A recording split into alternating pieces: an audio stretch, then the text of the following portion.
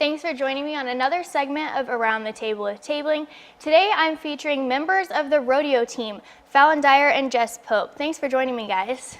Ma'am, thank you for having us. Thanks for having us. So the question I've been hearing a lot is, what is the proper title of an individual who participates in a rodeo? Because football, it's football player, golf, it's golfer. So what is the proper title for you guys? Fallon?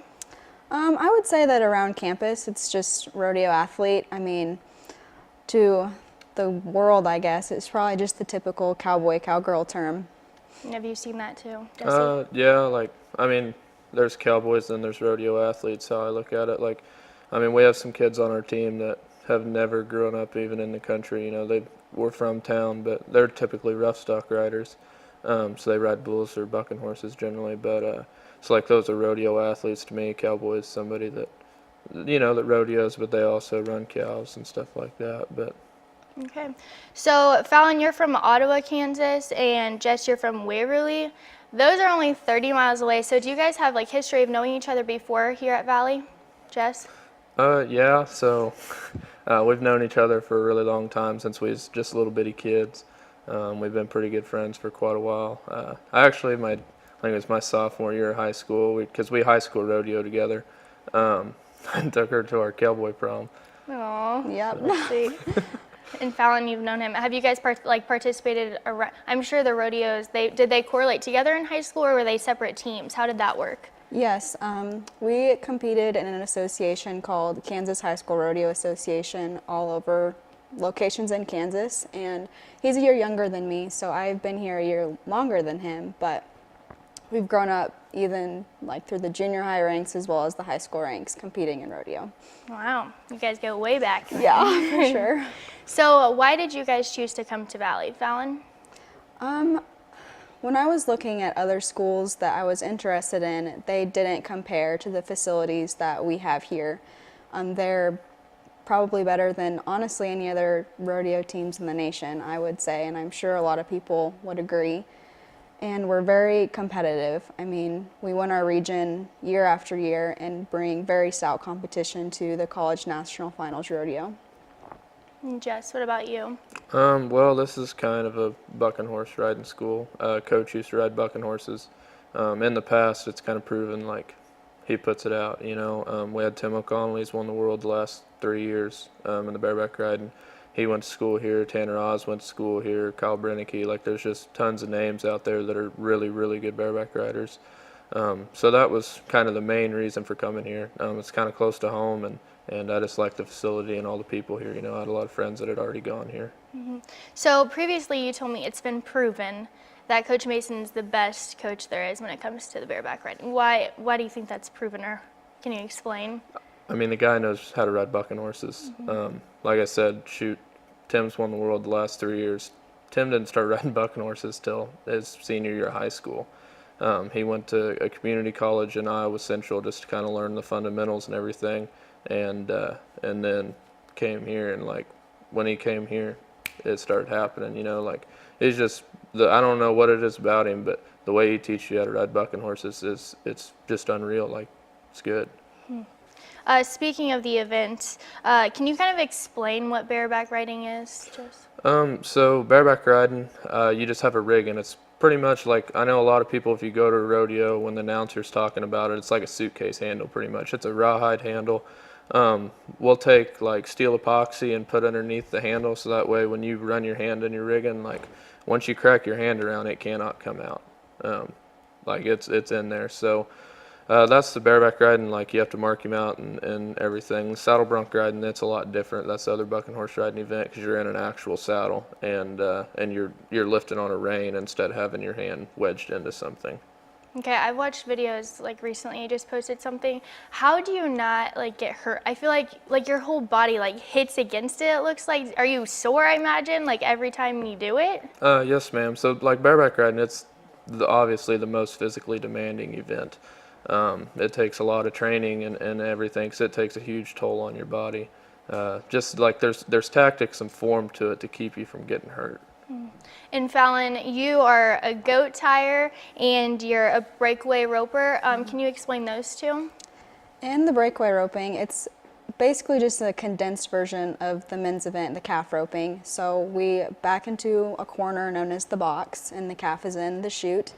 And whenever we nod our head, the calf gets let out. And when the time starts is when it's called a barrier. It's strung across the front of the box. And then when that breaks, that's when the time starts, and we have to rope the calf. And when our rope breaks away from the saddle horn, that's when the time stops. And then in the goat tying, there's a goat that's staked at the end of the arena. It's on usually a 10-foot rope, and you have to run your horse down to the goat, get off, run to the goat, flank it, and tie 3 legs. That's crazy to me. Yeah. The first time I saw it, I was like, what in the world is happening? And then the poor goat, sometimes it like wiggles out. So Yeah. does that mean that it doesn't count when? Yes, there's a timer, and when your horse crosses the timer, like even just its nose, I mean, it doesn't have to be like just a little hair on its nose, that's when the time starts. And then when your time stops is when you throw your hands up in the air, and they have to stay tied for 6 seconds after you put your hands in the air. Wow. So like anything, are there some goats that you're like, gosh, I wish I didn't get this one? Like, is that at a rodeo here? Are there specific ones that you know that you don't want, or is it different every time? It's pretty different every time. For me personally, I don't like when the goats run to the right, because that is running in front of my horse, and it's just harder to like shift your body in that direction when you're running that fast. When they're going off to the left, that's right up my alley. That's my favorite, because it's just a lot easier to pick up your momentum going that direction, because I just feel like it's a more natural way to run and shift your weight and your hips and stuff. So I would have never known that. So Fallon, your major is exercise science and public relations for Jess. How are you guys going to use those like in the future, Fallon? I plan to go to physical therapy assistant school when I graduate here. Technically, I don't need to stay here for 4 years, but I love being a part of the rodeo team. So I will just go to physical therapy assistant school and probably just do that for a few years, and then maybe go to physical therapy school after that. Okay, and Jess, what do you want to do after this? Well, like my degree, I'll use all through rodeo and stuff, because I rodeo professionally as well as for the college. So that's kind of how I use my major. Really, after I get done rodeoing and riding bucking horses, I plan on just going back home and being a rancher. Okay, so you want to continue doing this professionally? Yes, ma'am. So how long have you been doing that professionally? So you can't become a professional like to the PRCA, the Professional Rodeo Cowboy Association, until you're 18. Okay. So when I turned 18, you have to ride on a permit first. So I bought my permit when I turned 18, and then I rodeoed for the full year, and then my freshman year of college, I was on my permit as well. And so the season in the PRCA, the new season starts in October 1st. So October 1st, I bought my card. So like this year, I'll be trying to make the NFR as well as trying to attend school and college rodeoing as well. And you've had some pretty great accomplishments here. Do you want to explain? Yes. So I've won every college rodeo that I've went to so far, except for the college national finals. I won a round out there, and the short round didn't quite go the way I wanted it to, but I still got 3 years left of that. But the only college rodeo I didn't win is because I went to the American last spring instead. So I went through the semifinals of that, and when it was all said and done, like I had the chance to win $1 million at the AT&T Stadium in Arlington. Wow, that'd be nice. Yes, Holy ma'am. moly. And Fallon, you've had some too. What have you done? Yes, I qualified for the college national finals my freshman year of college. I came up a little short last year, but I'm on track to make that goal again and get back there this year. And just like Jess said, I qualified for the semifinals for the American this year. So hopefully I can rope at $1 million. We'll have to see. Yeah. But well, that's great. Congratulations. Thank Those you. are both great. I mean, woo, $1 million. That'd be nice. Okay, can you take us through a typical day, through your day, Fallon? I'm the type of person that I have to make a checklist for sure. I mean, I'm a goal setter. I like to check things off and get that sense of just accomplishment. So I have class all morning, and then we usually start practice at about 3. And even before I get to class, we have a breakaway practice at 6 o'clock in the morning. So I get up at 5, Monday through Thursday, go rope, go to class. I usually try and fit a work in before our 3 o'clock practice starts, and then do homework after it's all said and done, on top of like taking care of my horses and staying like On not top of sleep everything. deprived. Yeah. So Is that kind of the same for you, Jess? Well, I mean, like I get up and go to class, and like I have to feed horses before I do that. So like right after lunch, I work at the feedlot outside of town.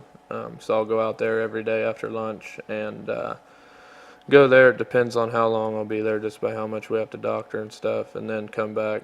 And coach usually has something for me to, to help with, or something that he needs done. So I'll try to do that, and then try to fit homework in there somewhere. And then, so the rough stock riders, we practice riding the bucking machines and stuff every night at 8 o'clock. And then on Wednesdays, we buck horses at 3. So. Wow. So you guys are constantly busy and not just taking care of yourselves, but your animals as well. Well, I know I've learned a lot from today, so I'm sure everyone watching will too. So thank you guys so much for sharing everything and being so open. yeah, thanks Yes, for ma'am. having Thank us. you for having us. Thanks for joining us with another segment of Around the Table with Tabling.